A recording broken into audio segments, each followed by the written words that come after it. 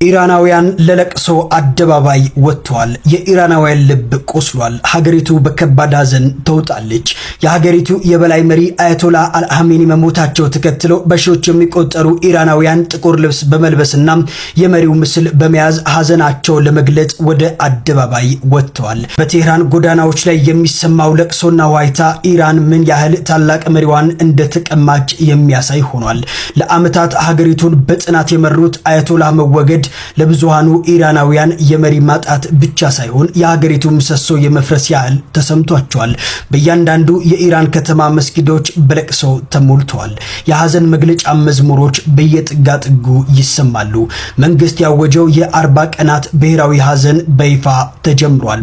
ባንዲራዎች ዝቅ ብለው እንዲውለበለቡ የተደረገ ሲሆን መላው የኢራን ሕዝብ የመጨረሻውን ስንብት ለመሪው ለማድረግ በዝግጅት ላይ ይገኛል። አያቶላ አሊ ኻሜኒ እንግዲህ መገደላቸውን ኢራን አረጋግጣለች። እሳቸውን የሚተካቸው ሰው ማን ነው የሚለው ጉዳይም አሁን ላይ እርግጥ ወደ መሆን እየቀረበ ይገኛል። ኢራኖች ይፋ ያደረጉት እንዳሉት መረጃዎች መሰረትም በወጣትነታቸው ልክ እንደዚህ እንዳሉ ማለት ነው በ30 ዓመታቸው የወለዱት ልታቸው ሙጅታባ አሊ ኻሜኒ አያቶላ አሊ ኻሜኒን ተክተው እንግዲህ ስልጣኑን ይዛሉ ተብሎ እየተጠበቀ ይገኛል። የኢራን ሱፕሪም ሊደር የሆኑት አያቶላ አሊ ኻሜኒ መሞታቸውን አስመልክቶ 40 የሐዘን ቀናት ታውጇል፣ ወይም ደግሞ 40 ሞርኒንግ ዴይስ ታውጇል። እናም እንግዲህ የእሳቸው ተገኝቷል የተባለው ቦዲ ወይም ደግሞ አስክሬናቸው ፎቶ ይህንን ይመስላል። ከዛ በተጨማሪ ደግሞ ትምህርት ለአንድ ሳምንት በኢራን ውስጥ የሚዘጋ ይሆናል። ከኢራን በተጨማሪ ደግሞ ኢራቅ ውስጥ የሚገኙ ባርሳ፣ ካርባላ፣ ናጃፍ እና ሌሎች 7 ፕሮቪንሶች አንዳንድ ቀን የሐዘን ቀናት አውጇል። በኢራን የ40 ቀን ሐዘን ታውጇል።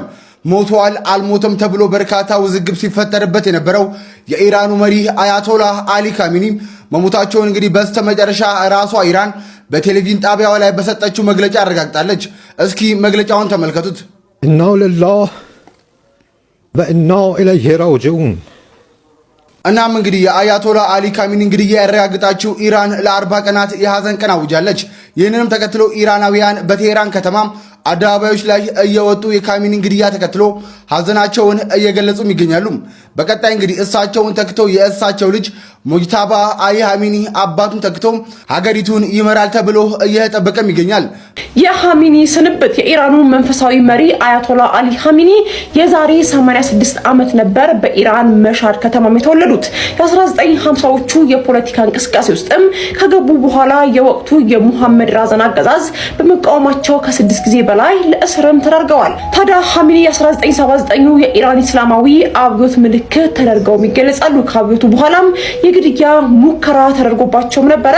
ቀኝ እጃቸውም ፓራላይዝም ሆኗል። የኢራን ፕሬዝዳንት ሆነውም አገልግለዋል። ከ1989 እስከ ትናንትና ድረስም በመንፈሳዊ መሪነትን ኢራንን አገልግለዋል። ኻሜኒ ለኢራን ኢንዱስትሪ እድገትና ለኒውክሌር ማብላላት ትልቅ ስራ ሰርተዋል። በተለያዩ ጊዜያትም ከሶሪያ፣ ከየመን፣ ከኢራቅና ከፍልስጤም እንዲሁም ደግሞ ከራሽያ ጎንም ቆመዋል። ኻሜኒ በትላንትናው ዕለትም በእስራኤልና በአሜሪካ ጥቃት ህይወታቸው አልፏል። ታዲያ አሁን ላይ ኢራናውያን በቴህራን የኻሜኒ ግድያ ተከትሎ ሐዘናቸው ለመግለጽም ተሰባስበው ይገኛሉ። ለተጨማሪ መረጃ መለሳለሁ። በመጨረሻም እውነት ሆኗል። የኢራኑ ጠቅላይ መሪ አያቶላ አሊ ኻሜኒ መገደላቸው ተረጋግጧል። ከአሁን በኋላ ጦርነቱ ይቆማል ማለት ከባድ ነው የሚሆነው።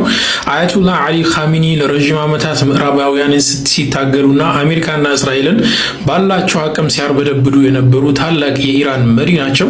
አያቶላ አሊ ኻሜኒ ትላንትና እስራኤልና አሜሪካ በጥምረት ባደረሱት ጥቃት ነው በመኖሪያ ቤታቸው ውስጥ ከሴት ልጃቸውና ከልጃቸው ባለቤት ጋር የተገደሉት። እንግዲህ አያቶላ አሊ ኻሜኒ ለረጅም ዓመታት አሜሪካ እንዲሁም ምዕራባውያን ጥርስ ነክሰውባቸው በተለያዩ ማዕቀብ ኢራንን ሲያዳክሙ፣ በሳቸው ግን መሪነትና ጠጣር የሆኑ ትዕዛዛቶች ኢራን እስካሁን ድረስ ቆይታለች። አሁንም ቢሆን ግን በትላንትናው ዕለት ተአምር እያሳየች ነው የምትገኘው።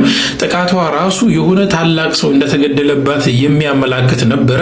ምክንያቱም በአንድ ቀን ውስጥ ወደ 9 ሀገራትን ነው ያጠቃችውና ይህ ደግሞ ትልቅ ተአምር ነው፣ ታይቶ የማይታወቅ። ካሁን በኋላ ማን የሳቸውን ቦታ ሊተካ ይችላል? አንድ ነገር ግን እርግጠኛ መሆን ያለባችሁ ኢብራሂም ረኢሲ ሲሞት እሳቸው ማን ሊተካቸው ይችላል ተብሎ ሲጠየቅ ነበረ። ከሳቸው የባሰ መጥቷል። አሁንም ደግሞ ኢብራሂም አያቶላ አሊ ኻሜኒ ሞቱ ማለት ኢራን መታገሏን ታቆማለች ማለት አይደለም። ለማንኛውም አላህ Subhanahu Wa Ta'ala በደለኞችን በቃችሁ ይበል። አላህ ሰላሙን ያምጣልን። ሰላም አለይኩም ወራህመቱላህ። እያለቀሱ ነው አደባባይ ላይ ወጥተው እንግዲህ በመሪያቸው ሞት መሪ ሊሆነ ሀዘናቸውን እየገለጹ ይገኛሉ። እጅግ በጣም ስልጡን ህዝቦች ናቸው ወይም ደግሞ የኢራን ሰዎች ለሀገራቸው ሟች ናቸው ልንላቸው እንችላለን። ምክንያቱም ደግሞ ከጥቂት ጊዜያት በፊት ማለትም ደግሞ ከአንድ ወርና ከሁለት ወር በፊት መሪያቸውን ለመገለጥ እንዲሁም ደግሞ በሀገራቸው ላይ መፈንቅለ መንግስት ለማድረግ ጭምር ራሱ ከፍተኛ የሆነ ሰላማዊ ሰልፍ ሲያደርጉ እንደነበር የሚታወቅ ነገር ነው። በዚህ ሰዓት ግን አደባባይ ወጥተው እያለቀሱ ሀዘናቸውን እየገለጹ እንዲሁም በተጨማሪ ደግሞ እጅግ በጣም አዝነው እንግዲህ በምትመለከቱት መልኩ የመሪያቸው ፎቶ እያለቀሱ ይገኛሉ። በኢራን ላይ በአሁኑ ሰዓት እንግዲህ በአደባባይ ላይ ወጥተው ሀዘናቸውን እየገለጹ ነው የሚገኙ። በዚህ ጉዳይ ላይ ሌሎች አዳዲስ መረጃዎችን እየፈለኩኝ ይዤላችሁ እመጣለሁ። ፕላስ ምልክቷን ተጭናችሁ ጠብቁኝ። መልካም ቀን እንላችሁ። ጦርነቱ ተባብሷል። ኢና ሊላሂ ወኢና ኢለይሂ ራጂዑን። ከ1981 ጀምሮ ኢራንን በፕሬዝዳንትነት ቀጥሎ እንግዲህ ኢራንን በሱፕሪም ሊደርነት ሲመሩ የነበሩት አያቱላህ አልኹመይኒ መገደላቸው ተረጋግጧል። ጀናዛቸውም በቤታቸው አንደርግራውንድ ውስጥ ተገኝቷል። ሁላችሁም እንግዲህ ኢትዮጵያውያን በያላችሁበት ሀገር ራሳችሁን ጠብቁ። እንደዚሁም ዱዓ በማድረግ ከዚህ ጦርነት በኋላ አላህ መልካም ነገር እንዲያሰማን ሁላችሁም በደንብ ዱዓ አድርጉ።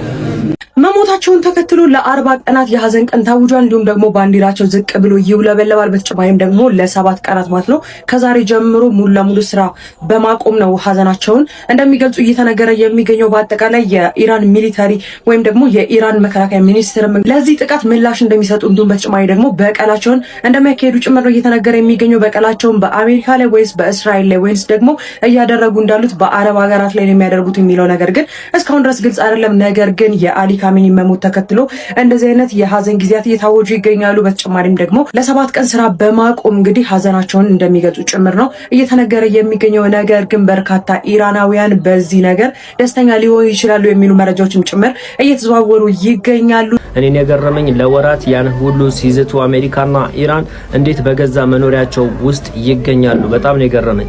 ኢራንስ እስከመች ነው መሪዎቿን እያስገደለች የምትቀጥለው? እንዴት ነው በውጊያ ላይ ሁሌ መሪዎቿን የምታስገድለው? ያው አያቱላህ በልጃቸው ተተክተዋል። አዳዲስ ነገሮች ይኖራሉ ተብሎ ይጠበቃል። በኢራን በኩል በርካታ ከላይ በምስሉ ላይ እንደምትመለከቱት በርካታ ህዝቦች አደባባይ ወጥተው ሀዘናቸውን እየገለጹ በቀለም እንፈልጋለን እያሉ ይገኛሉ። አንድ ይህን ቪዲዮ ተመልክተን እንመለስ።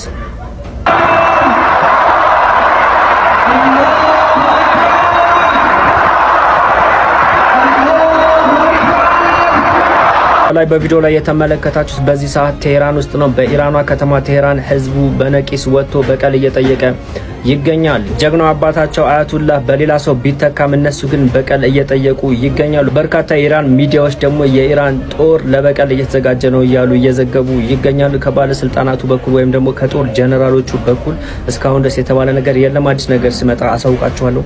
በደም ሼር፣ ኮፒ ሊንክ፣ ሪፖስት ያደርጋችሁ አዳርሱት። እስራኤልና ኢራን በጀመሩት ጦርነት ኢትዮጵያ ምን አገባን እኛን እስካልነካን ድረስ እያላችሁ ላላችሁ ሰዎች በደንብ አድርጎ ይነካናል። ለምሳሌ ኢትዮጵያ በመሰረታዊነት 90% የሚሆነው ነዳጇን የምታመጣው ከኩዌትና ሳውዲ አረቢያ ነው።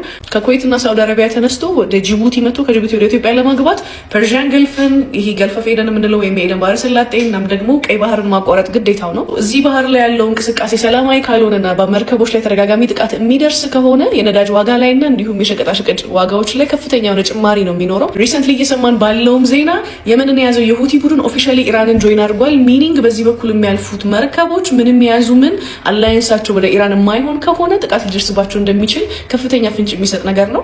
ከዛም በተጨማሪ እንደ ድርጅት ስናየው ደግሞ ኢትዮጵያን ኤርላይንስ እዚህ አካባቢ በጣም ብዙ ፍላይት ነው ያለው በቀን ውስጥ። እነዛ ሁሉ ፍላይቶች ናቸው እንግዲህ ካንስል የሚደረጉት። የገቢ ምንጫችንንም ይቀንሳል። ከምንም በላይ ደግሞ መካከለኛው ምስራቅ ውስጥ የሚኖሩ ኢትዮጵያውያን በሚሊዮን የሚቆጠሩ ናቸው። የእነሱንም ደህንነት ነው አደጋ ላይ የሚጥለው። ከዛ ውጭ የሀገራችንን ጂኦፖለቲካል ስትራቴጂ እና ዲፕሎማሲ ደግሞ ጥያቄ ውስጥ የሚከቱ አውትካም ሊኖረው ይችላል። ለምሳሌ እንደ ሀገር የኢትዮጵያ ቅርብ ወዳጅ የሆነች ዩኤኢ ኦልሬዲ ጥቃት ደርሶባታል። ያንን ተከትሎ የሚመጡ መዘዞችንና እኛም ጋር የሚኖረን ስትራቴጂ ለው ጊዜ ሂደት የምናየው ይሆናል። በእርግጠኝነት መናገር የምንችለው ግን የሀገራቱ ፖሊሲና አካሄዳቸው ላይ ተጽዕኖ እንደሚኖረው ነው። አሁን ኦልሬዲ ወደ 10 የሚጠጉ ሀገራት ጦርነቱን ጆይን አድርገዋል። ከዚህም በኋላ እንግዲህ ሞር ጆይን ያደርጋሉ ተብሎ ይጠበቃል። ስፔሻሊ ደግሞ እነ እንግሊዝና አውሮፓ ህብረት አሜሪካና እስራኤልን መደገፋቸው የሚቀር አይመስልም። ለዓለም ግን እጅግ በጣም የሚያስፈራ ሲቹዌሽን ውስጥ እየገባን ይመስላል። እግዚአብሔር ይጠብቀን።